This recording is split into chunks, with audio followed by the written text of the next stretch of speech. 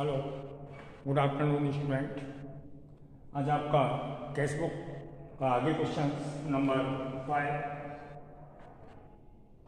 First question के बाद third कराया था। थर्ड के बाद ये सिंगल कॉलम कैश बुक का लास्ट क्वेश्चन है। इसके बाद हम डबल कॉलम कैश बुक का क्वेश्चन कराएंगे।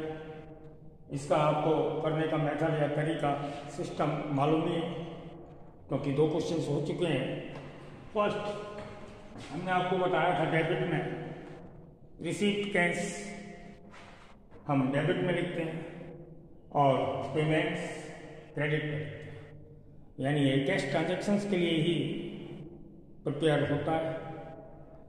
कैश रिसीप्ट है तो डेबिट में, कैश पेमेंट्स हो रहा है तो क्रेडिट में, यही बेस दिया जाता है। तो क्वेश्चन नंबर 5 को देखिए।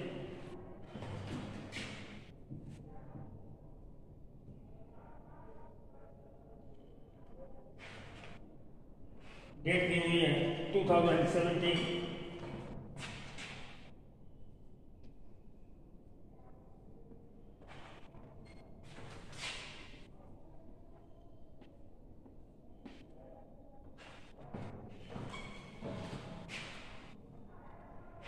मार्च 1 कैसे हैंड दिया हुआ है। मार्च 1 में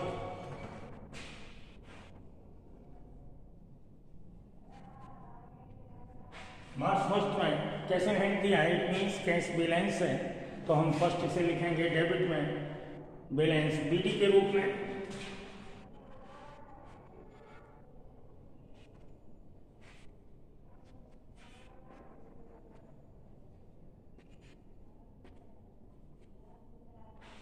rupees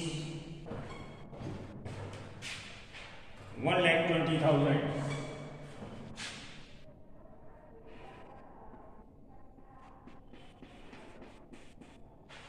next transaction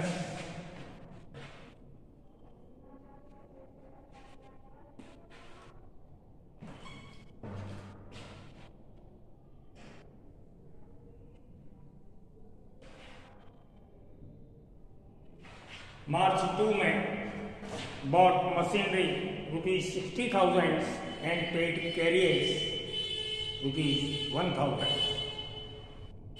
machine purchase की है 60,000 में और उसके लिए कैरियर्स भी पे किया है, यानी मशीन को लाने के लिए। तो वो है 2,000 कैरियर्स और मशीन परचेज की है 60,000। तो टोटल पे आपका कितना हुआ 62,000। और हम इसे मशीनरी अकाउंट में ही लिखेंगे क्योंकि कोई भी असेट्स जब परचेज की जाती है उससे रिलेटेड एक्सपेंसेस को परचेज में ही हम इंक्लूड करते हैं क्योंकि वो एक्सपेंडिचर्स होते हैं और all expenditures included are in assets at the time of purchase. तो यहां पर लिखा जाएगा मार्च 2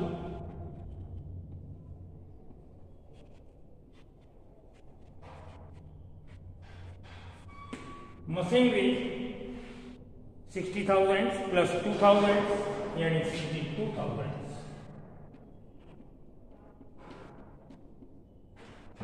एंड एक्सपेंडिचर्स के बारे में आपको बता दें, एक्सपेंडिचर्स नॉन रिकरिंग होते हैं, यानी ये बार बार नहीं आते, उनका रिलेशन असेट्स में फिक्स असेट्स या नॉन करेंट असेट्स से होता है।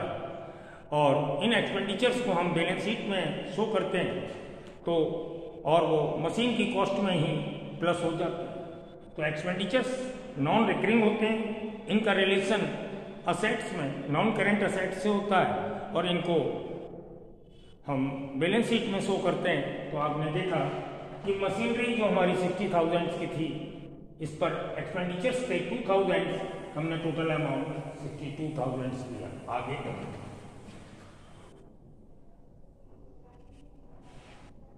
नेक्स्ट नंबर मार्च 4 का ही है, बॉट गुड्स।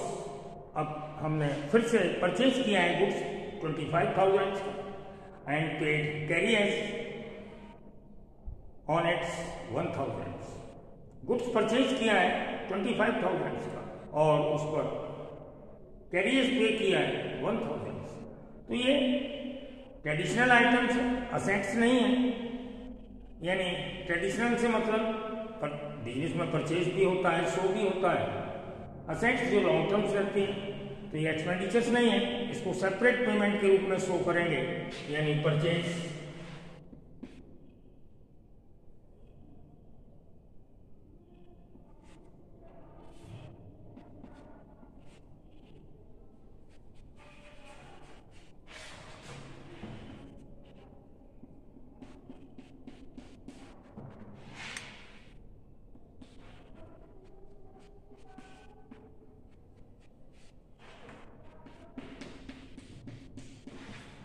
आपने देखा पहले मशीनरी परचेज करने पर जो कैरियज हुआ था, जो स्पेंट मनी थी, जो उन्होंने खर्च किया था 2000 लाने के लिए, मशीन के खरीदने पर लाने के लिए जो किया गया था 2000 हमने इंक्लूड कर दिया मशीनरी में, क्योंकि वो एक्सपेंडिचर्स था।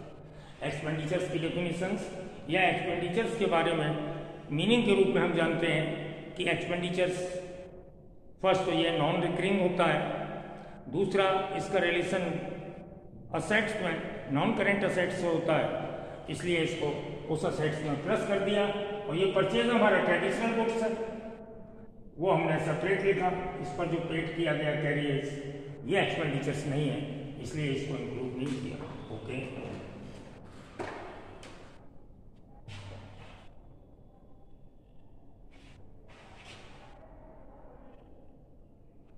नेक्स्ट नंबर है बॉट गुड्स फ्रॉम रविदास, यानी अब हमने रविदास से परचेज किया है 15,000 का गुड्स। इसमें कहीं कोई कैश के बारे में नहीं लिखा गया, तो ये क्रेडिट परचेज है। और क्रेडिट कोई भी ट्रांजैक्शन इस कैश बुक में शो नहीं होती, क्योंकि इसका नाम है कैश बुक। इसमें कैश ट्रांजैक्शंस ही अपीयर होते हैं, इसलिए ये ट्रांजैक्शंस इसमें इन्वॉल्व नहीं होगा, अपीयर नहीं होगा।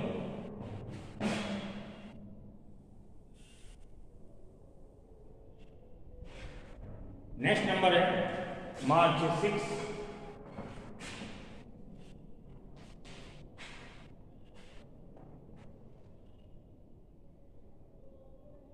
Cash receive from sale of bike ₹5,000।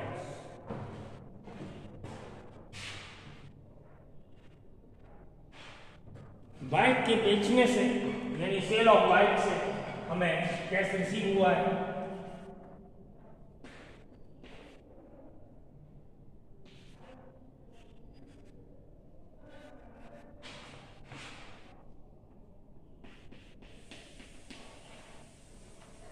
हमने लिख दिया, इसकी कोई आवश्यकता नहीं है सेल लिखने की। पैसा आया किस रास्ते आया, बाइक को सेल कर देंगे।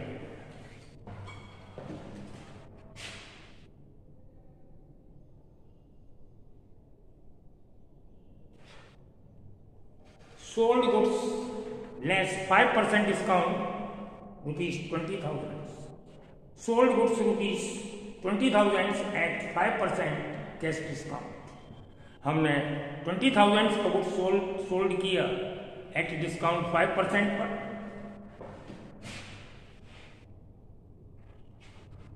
तो हमारा सेल लिखा जाएगा, डेट है नंबर 1,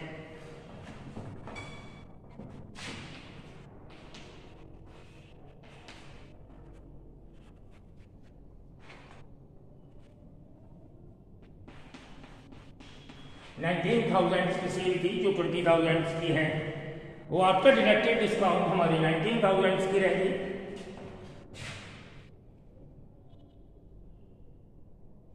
फिर से सोल्ड किया है,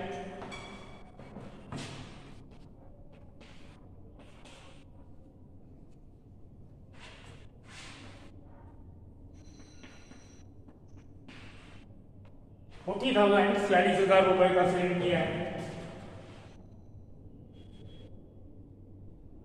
next number 12, paid to Ravidas. Ravidas जिससे हमने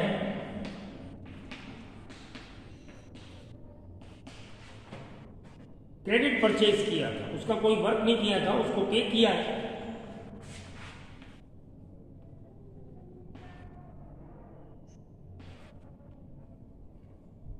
paid to Ravidas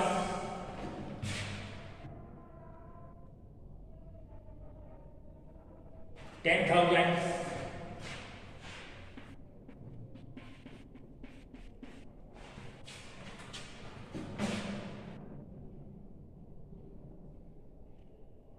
15, date 15, purchase किया है, purchase goods less 4% discount at ₹30,000, यानी हमने 30,000 का गुड्स 4% डिस्काउंट पर परचेज किया है, तो हमें जो पे करना होगा आफ्टर डिस्काउंट यानी 30,000 का 4% होगा 1,200, हमें पे करना होगा 28,800। तो भाई purchase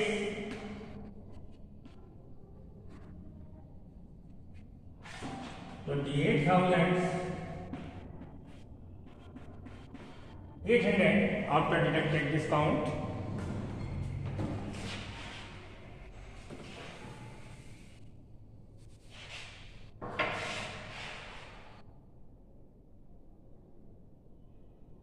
number 20 take to Ravidas,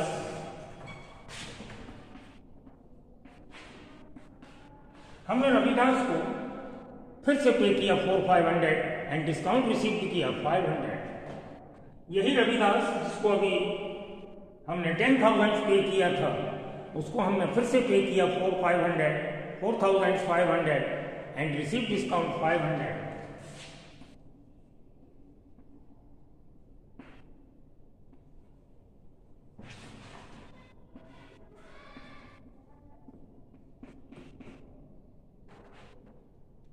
actual जो पे था वो हमने लिख दिया 4,500।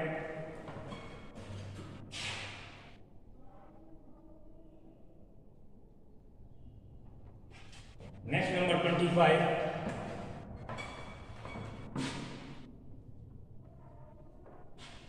कैश कलेक्ट किया है मिस्टर अशोक कुमार से हमने 10,000, तो मिस्टर अशोक कुमार से कलेक्ट किया है।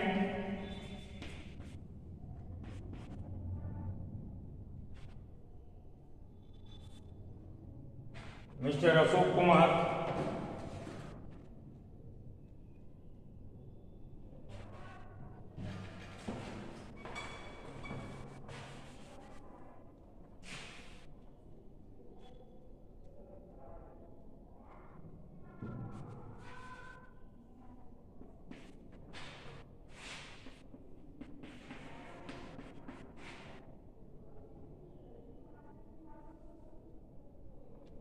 $10,000,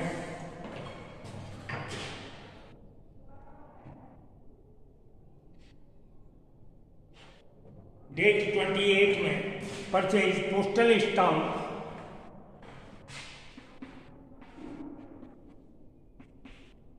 स्टाम्प या पोस्टेज 500।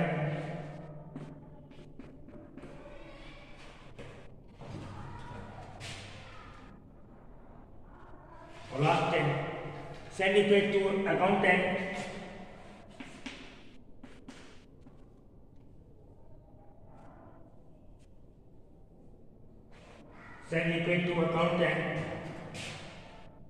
rupees 15,000,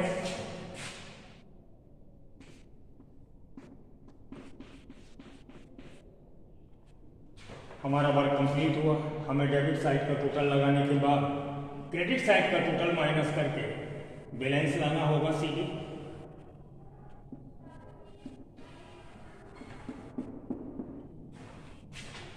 यहाँ पर मार्च 31 को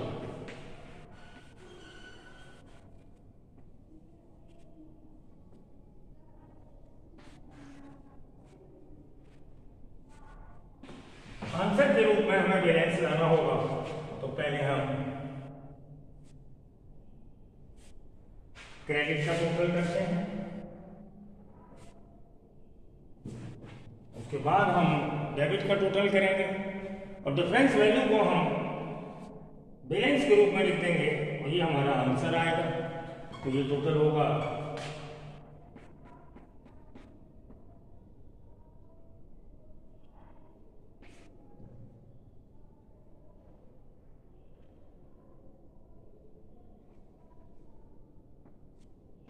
194,000, इतना ही इधर।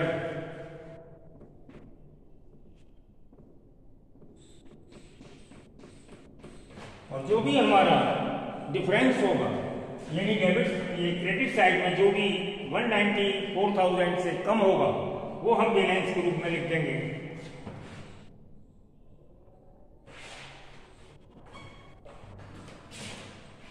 $47,200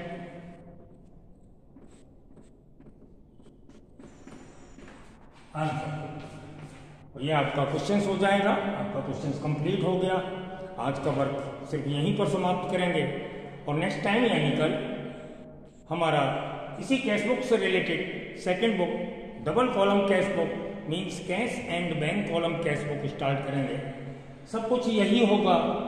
यहाँ पर अभी कैश से रिलेटेड एक कॉलम है बोथ साइड यानी सिंगल कॉलम है, तब हमारा डबल कॉलम हो जाएगा कैश का, एक कैश से रिलेटेड दूसरा बैंक से रिलेटेड। इसलिए इस बुक का नाम डाला गया है सिंगल या सिंपल कैश बुक। ये एक्चुअल में सिंपल ही है, इसको हम सिंपल कैश बुक के नाम से जानते हैं। Okay bye.